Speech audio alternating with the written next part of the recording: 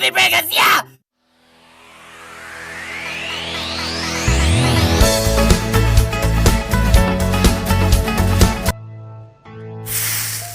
Sebuah buku baru datang dari Amazon yang mohon izin untuk tidak saya sebutkan judulnya, namun summary-nya akan saya ceritakan. Buku tersebut membuat saya lumayan berpikir keras dan heran. Buku ini mengupas tuntas berdirinya CIA sejak awal dan apa tugas CIA sebenarnya. Lembaga yang berdiri setelah Great Depression ini ternyata dibiayai oleh Wall Street, dibuat oleh swasta, diselipkan ke negara. Saya membaca dokumen yang terlampir dalam buku tersebut cukup terkejut. Swasta, itu adalah gumam saya dalam hati. Siapa saja di belakang berdirinya lembaga kelas dunia tersebut? Ternyata salah satunya ada nama Rothschild. Bagi saya ini adalah sebuah fakta yang mengerikan bahwa mengapa banyak operasi-operasinya CIA tersebut kayak bukan state mission ya, bukan misi negara, tetapi misi dalam tanda petik kepentingan. Ini cukup mengejutkan. Bahkan buku tersebut mengupas dari kematian Tsar Rusia Nicholas yang menentang rencana globalis cabal Rothschild mengkonsolidasi dolar, rencana besar globalis. Sekedar mengingat sejarah bahwa waktu itu mata uang dunia masih pound sterling yang juga dikendalikan oleh Rothschild serta Swiss franc yang kemudian akan dikonsolidasi ke dolar. Waktu itu Nicholas menentang keras, di mana di ujung perjumpaan rapat tersebut dengan tegas Rothschild mengancam, kamu akan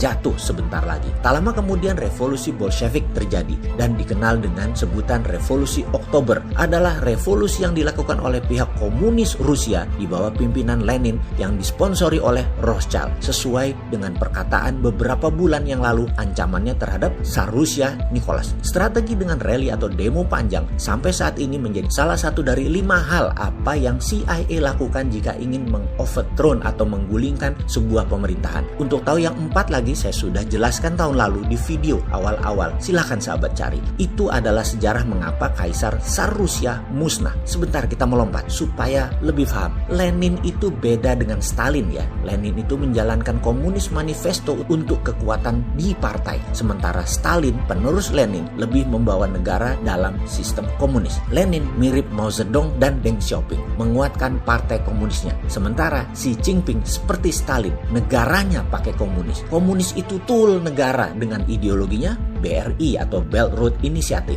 Obor adalah produk globalis cabal. Nanti kita jelaskan ke sana tentang Stalin, Putin, dan globalis cabal. Kita balik ke Nicholas, Tsar Rusia yang digulingkan Lenin. Globalis merubuhkan banyak monarki di Eropa, mengubah menjadi sistem kerajaan dan ditambah dengan sistem parlementer. Sistem parlementer itu mudah dikendalikan dengan money talk, dikasih uang ngoceh dan sesuai maunya sponsor. Jadi di Indonesia apa yang terjadi? Mulai paham kan? Undang-undang 2002 itu menjadi undang-undang terbesar berubahnya dari Undang-Undang 45. Kenapa? Karena kekuatan parlemen menjadi membesar. Karena itu usaha Omnibus Law adalah porsi menguatkan sistem presidensial. Ini menurut saya. Jadi agak berlawanan tetapi bagus. Oke, kita jelaskan sekali lagi nanti di chapter berikutnya. Sabar. Ketika Lenin berkuasa, globalis terus masuk sampai Stalin berkuasa. Gaya Stalin disukai globalis cabal. Namun komunis Soviet blok timur sebagai lawan tanding Amerika yang blok barat ini kira-kira mengikuti perjanjian tahun 1511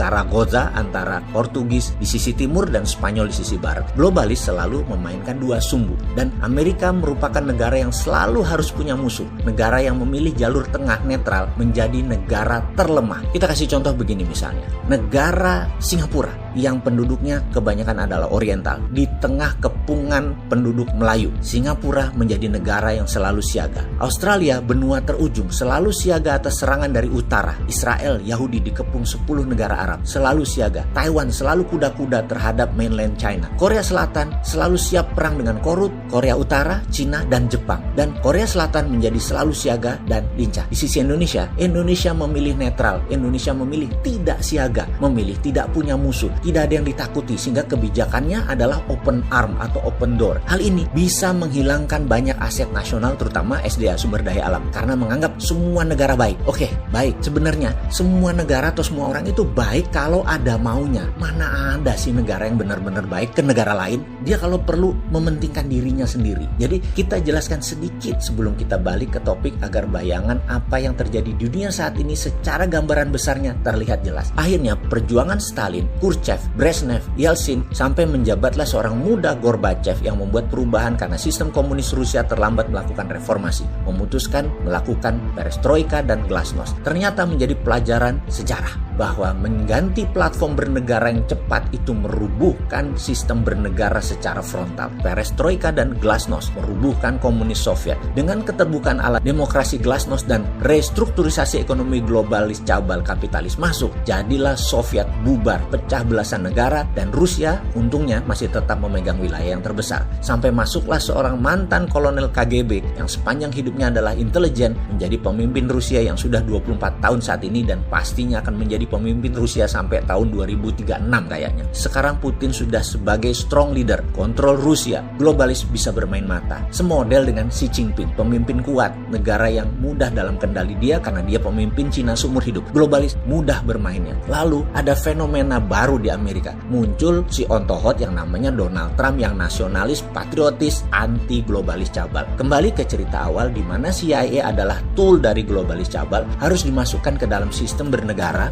Masuklah CIA dalam sistem bernegara Amerika. Buku itu mengingatkan bahwa kalau lembaga-lembaga Amerika yang benar-benar di bawah kendali Presiden Amerika adalah NSC, National Security Council, dan FBI. CIA beroperasi sesuai moto utamanya adalah protect dollar. Inilah permainan globalis cabal. Ingat cerita Kennedy dan Soekarno. Globalis cabal lah yang bermain. Muammar Gaddafi, dia menyiapkan dinar Libya untuk melawan dolar. Disikat Amerika. Ya tetapi yang operasi adalah kontraktor pertahanan seperti Triple Canopy, Gerputala, dan banyak lagi soldier of fortune yang dipakai di sana. Tidak melulu harus pakai Navy, Marine, atau US Air Force. Angkatan perang Amerika setelah selesai baru turun setelah tentara bayaran masuk. Demi dolar berkuasa, CIA terus bermanuver. Dolar adalah sistem yang globalis kuasai dalam hal distribusi dan pembayaran. Singkat cerita, globalis senang dengan negara otoriter yang pemimpinnya oportunis dan sistemnya centralized, terpusat. Globalis cabal senang dengan negara yang bisa dikendalikan oleh puncak jabatan. Hingga puncaknya ada orang yang bernama Trump dengan para pendukungnya yang swasta, patriotik, dan nasionalis. Ini globalis cabal sebel banget. Mengacak-ngacak globalis cabal seluruh dunia. Global supply chain diacak-acak. Dolar akan berbasis emas. Sistem Swift code bank diubah. Selanjutnya, untuk hal ini saya akan memberikan beberapa hal mengapa Trump akan menang di Pilpres 2020 nanti dan nawacitanya Trump. Tapi setelah video ini, sesekali bersambung gitu boleh ya? Soalnya buzzer selalu menunggu untuk membuat sahabat Bosman tidak pinter bernegara. Jadi kita buat bersambung biar dia bingung, oke?